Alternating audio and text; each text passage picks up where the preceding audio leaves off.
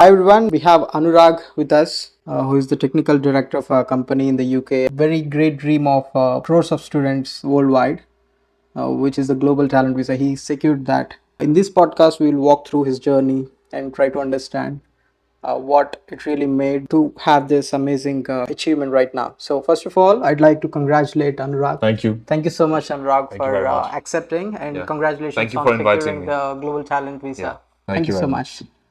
So, Anurag, I'd like to start our podcast with Yeah. understanding like how did you start your journey in the UK first of all?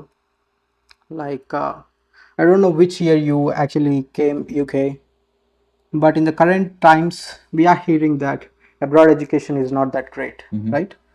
But you must really have some uh, great evidence back then when you have decided to be in the UK, right? So what actually made you to move to UK from India? Right. So I'd like to start my journey in the sense like when I was in my undergrad doing my engineering in computer science, I used to do research in brain computing interfaces and cognitive neuroscience. This was back in India. Yes, that's correct. Amazing. So I had a paper that we all published together with our professors and some other contributors in my second year, and then I was interested in machine learning from those times onwards. It was a booming field in that sense, and then I was looking for a master's degree, and not even like there's no consideration that I was only looking for abroad, but I was also looking into Indian masters as well. Then I decided maybe what are the research criteria. Then I found out I did a research internship with NIT Silchar in the same field as well, and I did extensive research in that institution. But then I found out that research, I need more infrastructure or more funding and more exposure in this research field. So I decided maybe I can try going abroad with some research. Okay. And then I started applying to different universities. Then I found out about University of Nottingham. I liked University of Nottingham specifically because it had a 2 years master's and it was not a placement year in the second year. It was had a 1 year long dissertation, Okay. which was research intensive. So I wanted to be in research, but in AI and machine learning. But then 2022 ChatGPT came out and then it went viral and then all the people started using different kinds of LLMs and Anthropic came up with Claude, Yeah. etc. And we all started using the AI started booming in all the industries. Everyone wanted like to integrate AI in their workflows. They wanted their employees to be more productive, stuff like that. So I became interested in becoming a more research-oriented machine learning engineer. Yeah. And then in the second year of my master's, after I came here in 2023, I did 1 year of different modules involving machine learning, AI, mathematics, stuff like that. Yeah. Anurag, I don't know about the friend circle or who you are surrounded with, but with my little knowledge I had, I understood that a lot of people don't even consider researching as a career or something like that.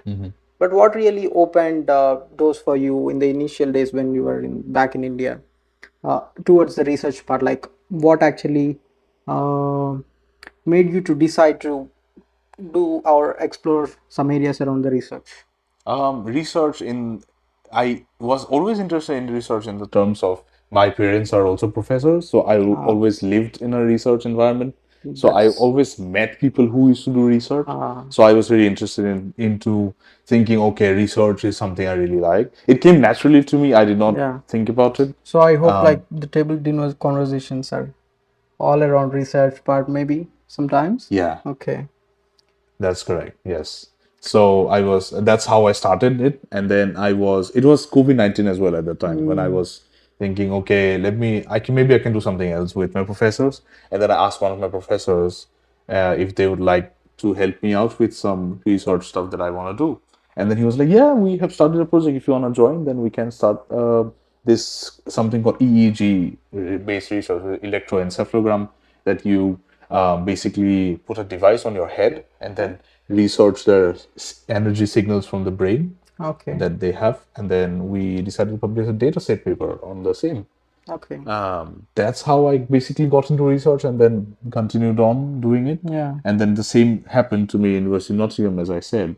So Mm-hmm. the second year was basically a dissertation, which was I did with one of my professors who is a professor in the sports and exercise medicine in University of Nottingham, and she wanted us to build something, a research tool for them, which they would it would help them in finding out research papers from different sources. Okay. But back in 2022 or 3, ChatGPT did not give you that feature where it would give you the actual source of the information where you wanted. Now it does, but then it was, I'm Yeah. talking about like 2 or 3 years ago. Yeah. So I developed a software with her, and then it had different features which you could find tens of thousands of research papers, get their summaries, get all of them. So that 1 year, I think, shaped my expertise in AI Mm-hmm. because I did all the entirety of the project for 1 year myself.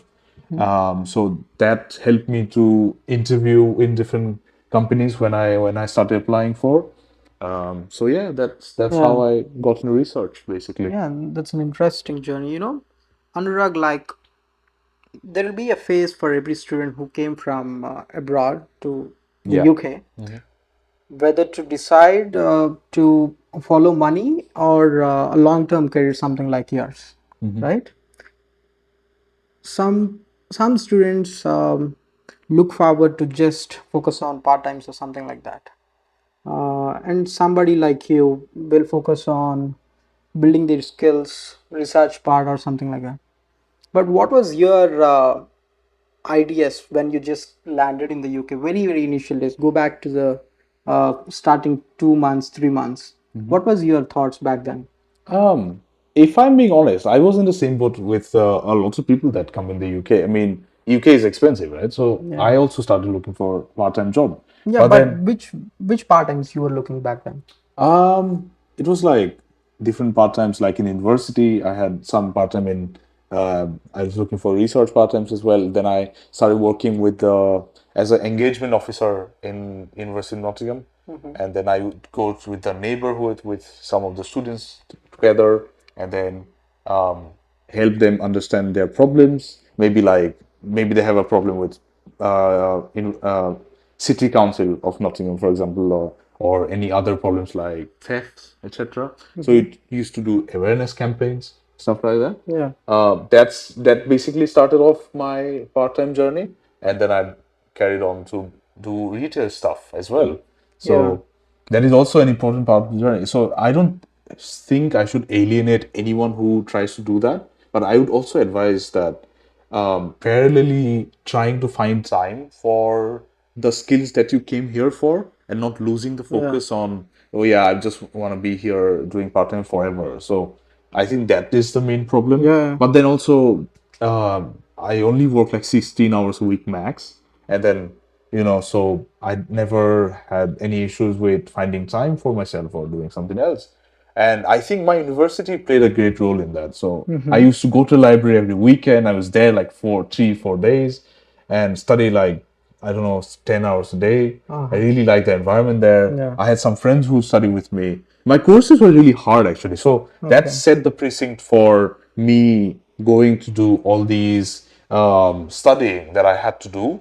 So I think my university has a great role in doing that. But coming back to your question, I believe balancing both of them is Yeah. important and not only focusing on part time or just, I mean, if you have, you know, I understand that you need to get a job, but then you also need to get by. So Yeah. a lot of people are doing a part time job in that sense. I did it for 3 years. Yeah. So I believe that balancing both of them together is also important. Yeah. But consistently applying and not losing hope that you'll never get a job is also important. Yeah. So that summarizes what I Yeah. think about this. Yeah, basically, a lot of students get into the loop of doing Yes. this Yeah. part times, and then I don't know anyone, but a lot of students were doing whole days. I mean, the entire week they are working, right? So one should avoid that. With Yeah. yeah, Basically, the yeah. summary is that. Yeah. Sometimes I do understand that people have financial constraints, but Yeah. then I used to live on a very tight budget for myself, but I don't overspend. Then I don't have to work more to get that money back. So Okay. then I was like, yeah, but I did go out with friends and stuff. I did have a life, but I Yeah. did not. I did my planning really tightly that I'll just spend this amount of money so that I can get by, so that I can get more time to do my own stuff, which is very important. So I think a balance between the both is Yeah. essential to your journey Yeah. of like getting a job in the UK. Hmm. So yeah, that's basically So it. yeah. So from there, Anurag, coming to the expertise that you have built around the technical world, right from the research part to securing the position at a company as the technical director, right? How should one start their career searching for the opportunities or maybe skill development in the initial time of uh, their career in the UK? Like, what would you suggest for someone who is watching this video? Yeah. If they really want to do or achieve something really great in the career wise, um, where should they start? So basically, is I have a perfect answer for this actually. The only answer for this is networking. Honestly. Okay. So I went to a lot of networking events that I met a lot of significant people there. And I also had a lot of people who would actually help me out in a long-term journey. I made a lot of friends, a lot of connections in different industries, and learned from them what to do, what to learn, etc. I used to come to London to go to different conferences. I got in different companies where they would host some events. I'll go there and talk to people, and then pitch myself that yeah, I have these skills. Then maybe I can get a job here, for example. So there has been a lot of processes involved in this, and I think networking is the main Yeah. most important thing that you can do. Yeah. So I got the job for I used to work at a company so at which is called Kenja. And then I got a job there through a referral from someone, and then I got an interview. So I got an interview, then I got the job, and then that started off my career, Yeah. right? So after that, once you build your credibility and you have recommendations, you have built something, then it's easier to Yeah. switch or move forward, right? Yeah. But you need a start, and for that start, I think you need someone to help you out with where to start. If that makes sense. Yeah. So talking to people gave me the exposure that oh yes, these are the skills that I need, and these are the things I need to focus on. So I think that helped me a lot, and it's Yeah. basically mentorship of networks that I have built Yeah. myself in the long run. Yes, Anurag. Would you suggest any specific approach?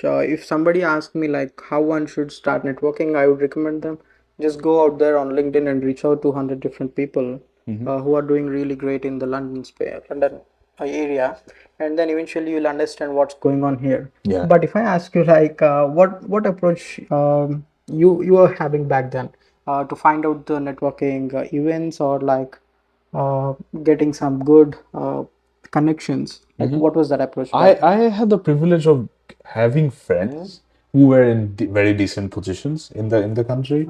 Some had like work in a very big size company, for example, and then I talked to their directors and then make connections to there, and then they and also to university alumni because our university is like a very decent one. Yeah. They already like helped us in finding or making connections with the alumni. So then I talked to them and they told me, oh yeah, do this, do that. Then you can go to this event. I went there. So through them, I went to the events in London. One of them I went recently was Tech Talk by Wavestone, which was a company in London. And then I went there and talked to and met really great people there. Yeah. And then I made connections with them, and through them, I met more people because they would invite all of these industrial leaders around London, for example, any companies that they, are involved in the same field of research they are in, for example. So that Okay. was the approach. So yeah, for your case, that worked actually, Yeah. for somebody like me, I'm very active on Twitter, LinkedIn, and I met you, Yeah. and I've attended a very great event by Creator Fest very recently. Right. Almost I heard that it's a very one of the biggest event conducted around the creators in the entire Europe. And I got the access to that event through the connection I made on LinkedIn. Exactly. And the cost of that ticket is absolutely very high. It's around Yes. £500, Okay. but I got it for free. Okay. But who doesn't have something like me, or I mean the platform like me, or access to the already working professionals like you had back then? Do you have anything to say for them? Like, if somebody wants to just get started, like what approach would be really amazing for them? Yeah, it's like basically ground up grinding, to be fair. Like messaging on people. I have messaged thousands of people, and some people don't Yeah, reply to you. Some people do reply to you. I mean, that's it's free, basically but cold messaging lots of yeah, people in that helps. this Yeah, industry. I've done it as well, so I believe that's the only way you can get through it. And then making connections is the best thing I've ever done in my life. So yeah, like through them, I learned many things. I learned more about this visa that I've got, and then they told me that this is the pathway you can do. Stuff like that. I've been keen on helping others as well who have been reaching out to me of how to carry forward with or getting a global talent visa, for example. yeah, So that's it basically. You have to start yeah, just messaging everyone you know. yeah. Yeah. So coming back to the career that you built here, Anurag, Yeah. I want to understand like how long it has been like you took the charge as the technical director.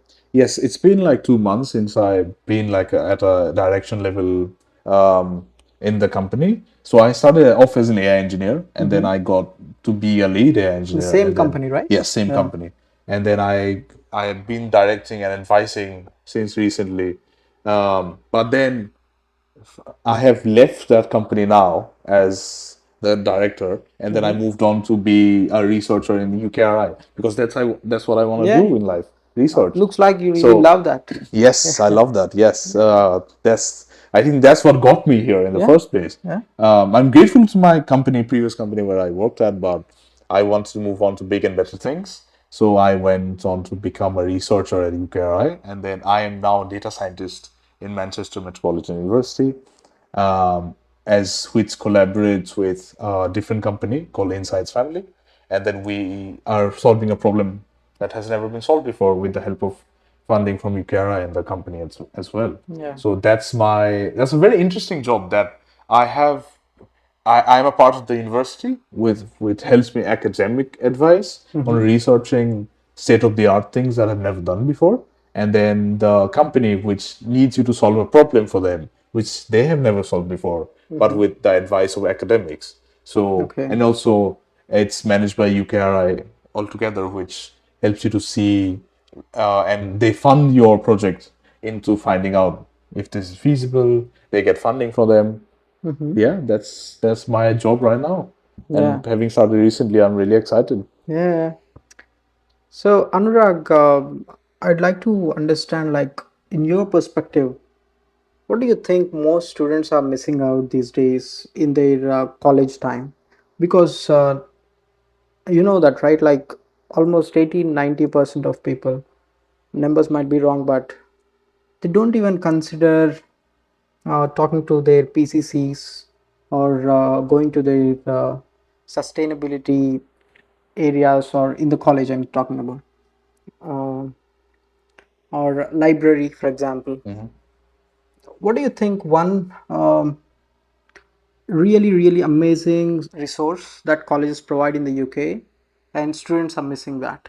What do you think? So people who come as international students have the burden of finances in them, which leads them to try and find something to sustain themselves. So they end up missing all these interesting events that they have got. Yeah. So I think that's the main problem, and that's what I said earlier. As balancing your part time as well as what you have to do is basically not losing focus in what your end goal is, right? It depends on some people just come here to maybe continue on in retail, for example, and they end up liking it. So that's their choice, right? But some people want to come to the industry Yeah. but haven't got the opportunity to do so. The the lack of advice, and then going to events and not doing attending those events, also being the fact that the duration of your masters is just 1 year, as opposed to mine was a 2 year masters, which also was a boost in my case. But I think that's what, like, not balancing it, and then lack of advice from Yeah. people what to do is the main problem. And that goes back to talking to people more, stuff like that. Yeah, if I ask you, Anurag, that what's that one resource that really helped you when you were in the college, what you would say? One resource, Yeah. YouTube. Huh? YouTube. YouTube. Yes. Yes. YouTube is my main resource, to be fair. I've been to be fair, I think I really love what I do is the main reason why I'm here. My social media is full of, Nvidia nerdy stuff. So I think loving the things that you have always wanted to do is the main reason you can be successful in what you do. So I really like AI stuff, tech stuff. I'm a really nerdy person, to be fair. So Yeah. as you might have found out. So Yeah. that's also one reason that I really, really love what I do. As Yeah. that's the main part Yeah. of you know. And Anurag, you contributed to a company in the Japan, if I'm not wrong, Yeah, right? Japanese company. That's yeah. What was that journey like? How did you got that opportunity sitting Yeah. here in the UK? So basically, some a recruiter reached out to me if I want to be an AI engineer, and then I had the research experience before, as I said. Where did this So happen? On LinkedIn? on LinkedIn, yes, on Okay. LinkedIn. So a guy which is a very close friend of mine, who's also has a global talent visa, he told me that if I want to do this, he has got some connections, and then through that, she approached me, and then thanks to him, of course, Yeah. shout out to him. He helped me out a lot in this country. He has been like a guiding light, I would say. Anyways, so here that recruiter reached out to me, and then she said, "If you want to be an AI engineer," I'm like, yeah, I have some expertise working in the university as in a 1 year like long dissertation, and I also went on to be an associate in the university, continuing on for more research. So and I got an interview with the CEO of the company. And then it was a mid-sized startup. It's not a large-scale company. It's based in Japan, been there for 13 years. And then he asked me if I would like to had a long interview of 2 hours. And then I got the job. He asked me questions in answering problem solving that they had in different projects. And I answered them, and then I eventually got the job. And then I had a different approach in solving problems. I like solving problems quick and there. And then I used to sit for long hours because I like doing it. I sat at like 10 a.m. and then went on for 7 p.m. or 8 p.m. I didn't even realize that what's the time now. But it was really interesting in the beginning. And then I found out, oh, these are the problems I've somewhat solved before. And then I had really decent projects, and then I went to be successful. And I got promoted to a lead AI engineer. I got my own team. We get more funding, blah, blah, blah. Yeah. And then, eventually became like the advisor in the company after. And then unfortunately, I had to move on from there. But yeah, that was what my journey was in that company. Yes, Anurag. So now I think it's time to discuss the most burning question in the UK.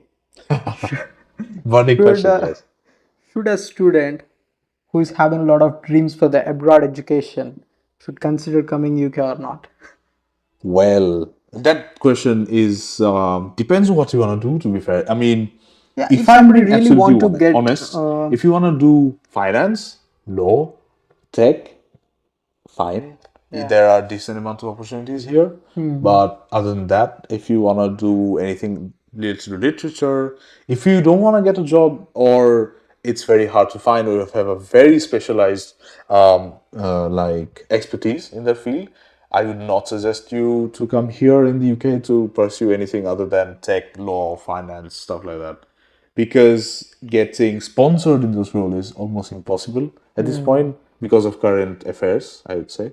So if you are and you really like your job, and it's a gamble, you cannot really say Yeah, that, yeah, fair enough, yeah, everyone who comes here is successful. They yeah, might not be. And correct, success is determined by what you want to do and you have correct. achieved it or not. So it was worse in my case, and a lot of my friends, but a lot of friends did not want to be here anymore, and they went back, went on to find successful jobs as well back home. It was not like it was a waste of time, right? They learn, people learn a lot by coming here, learning to be independent, learning so many things, living your life on your own. There is no safety net of your parents. You have to take care of yourself. So I think that gives you a valuable lesson in the end, and it becomes worth it in the end. You know what I mean? So Yeah. yeah. So it depends basically. Yeah, Yeah. basically. So Anurag, and yeah, now let's discuss about the journey of global talent visa. Yeah. Like, what was the moment that you felt like, okay, I'd be eligible for this? Because Okay. don't not even like 30-40% of the people come from abroad feel that they are eligible for that because Yeah. of the amazing competition that it has. Yeah, it So does. yeah. Yes, that's correct. So, there are many routes of getting global Yeah. talent visa, and it has been exceptionally hard in the recent years to get one. So my route was research. So there is one route called UKRI backed endorsed funding, endorsed research basically. So UKRI has these competitions where all these universities and tech companies participate, and they write a grant, for example, and a project that they want, and then UKRI rewards them with the project.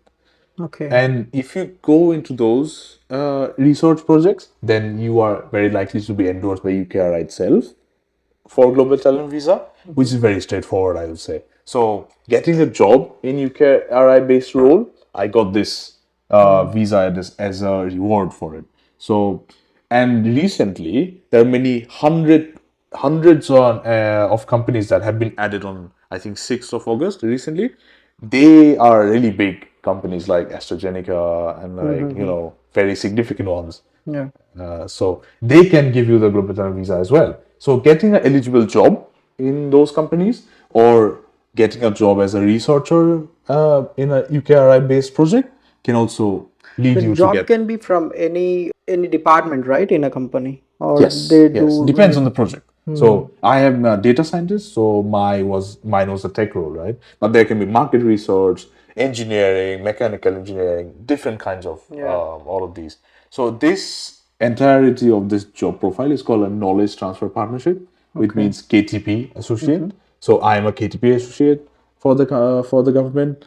So that's how I got the global talent visa. So if you get any of these jobs that are advertised by UKRI, then you are eligible for the visa. Okay. What are the other ways that someone can get into this visa thing who's not from the research background? There are like different ones, like technician can endorse you if you have a significant amount of experience. I would say like 8 to 9 years. I've spoken to a lot of people who wanted to be endorsed, and then you need a significant amount of recommendations and then stuff you have done, which is as shows you are a promising leader in your field, like open source contributions. You've done something significant. Um, yeah, it's not specified what, but there are ways of proving that you are a potential leader in your field.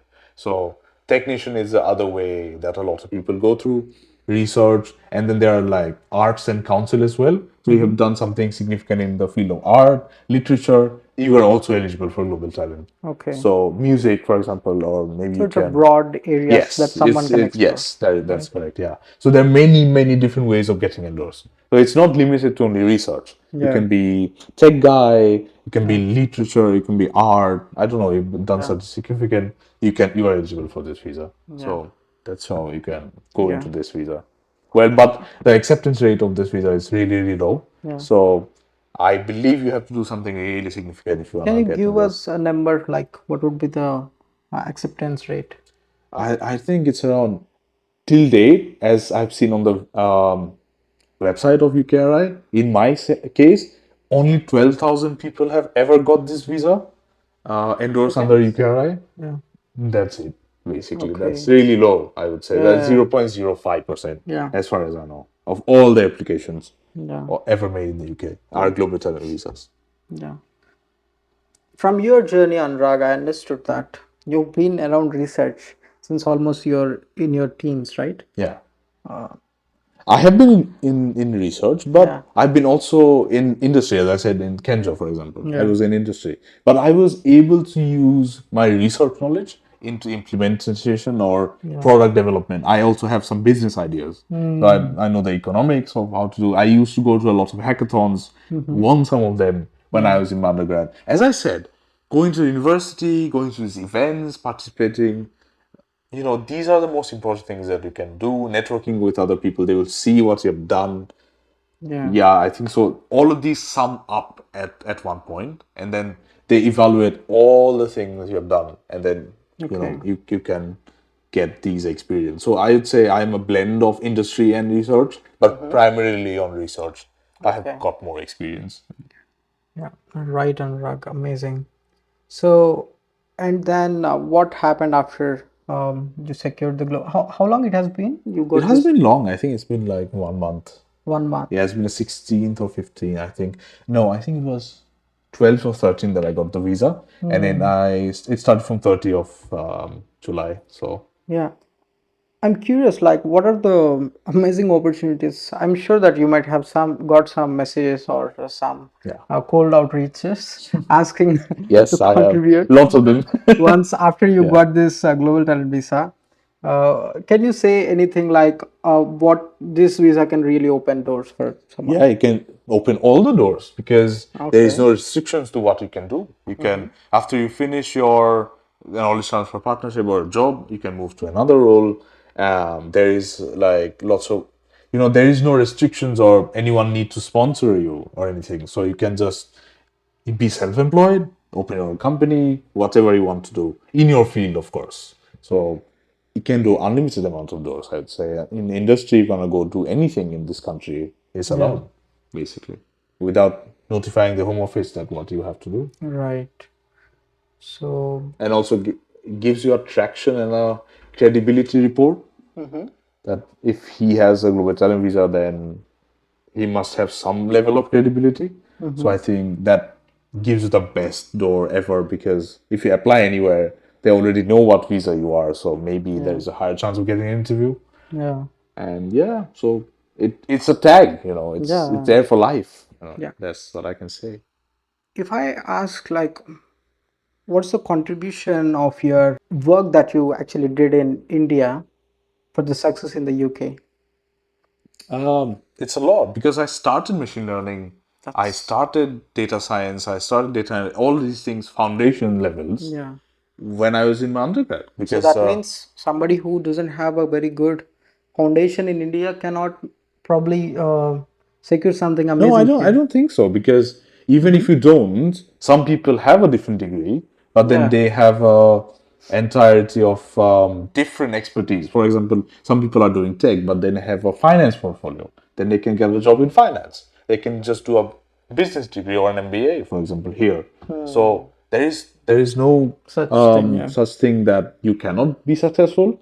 I think being successful is a metric that you define yourself. That I've done this in my life, so I'm successful. So Yeah. there is no external metric that I would say to success. So Yeah. Yeah. Perfect. So what are the other areas that you had in mind to explore in the UK, maybe in the coming years, something like that? I haven't planned it yet. So I just want to be continuing the field of AI because I love doing that. Yeah, so being a leader in my field, eventually have my own thing at some point, maybe that's what I want to do. And yeah, I just Okay. want to live my life at this point Yeah. because I've been running around for so many years and Yeah. then I just want to settle down a bit, think about stuff that I've done, Yeah. stuff like that. So yeah, that's it. Right, Anurag. Yeah. So we spoke a lot that should help any student who's there in the UK and want to do really great about their career, right? And I now want to conclude and get a summary of our podcast now finally. So if I ask you, like, what's one suggestion that you would give it's a very basic question, of course, but one suggestion with your experience here in the UK, Yeah. for someone really want to do around tech, not specifically tech, but any industry, um, what would you suggest in yeah. Just to summarize it, all I've Of course, said. networking is there, Yeah. but how to, I mean, I just want to go in depth for in that particular topic. Networking is there, but how one should convey themselves, because I met a lot of people in the creative fest, for example, or in that case anybody can meet and a lot of people take a picture and all that stuff, but how to make sure that we will get an opportunity or something uh, gets done in our favor, like, do you I see. have, yeah, I used to pitch myself in a way that they which has relevance in what they do. The events I went to, I already knew what they were doing, kind of. So I had I had a good amounts of preparation. Also, I studied into the backgrounds of the people that I was meeting. that's So I important, was like, yeah. okay, so these people can ask me questions in these field, for example. Then I can have a question or an answer that they want to ask. So Yeah, I think how you put up with people that you meet and then how you pitch yourself is also an important aspect of how. And as a person, man, like I'd like people to have to add like following you up here as well. as a person that if you are a person that they can work with, if you are flexible enough to understand stuff they like you to work on, the whole vibe of you overall, which is also important. When you go to these events, you can talk to them, then they can see you in person, they have a different impression rather than meeting you online, for Yeah, example. So that's also one part yeah, of I'd like networking. to add following up, Yeah. because they might be receiving hundreds and hundreds of messages, or meeting people like us in hundreds of members, Yeah. but if we keep on following up, probably one day they'll say, okay, yes, let's Yes. connect on a call, Yeah, they do. right? Yes. So following That's up what is I've done. something that Yeah. I would like to add here. Yeah. Yeah. Great. So, right, Anurag, thank you so much Thank for you very much for inviting your me. It's been a wisdom, pleasure. sharing the wisdom. You shared a lot of things that should really help anybody watching this video in the UK. Yeah. So, right, that's it. Thank you so much. Thank you And very once again, much. congratulations for Thank you. your securing the Yeah. global talent visa. Thank you. Thank you so Cheers. much. Thank you Yeah. for inviting me.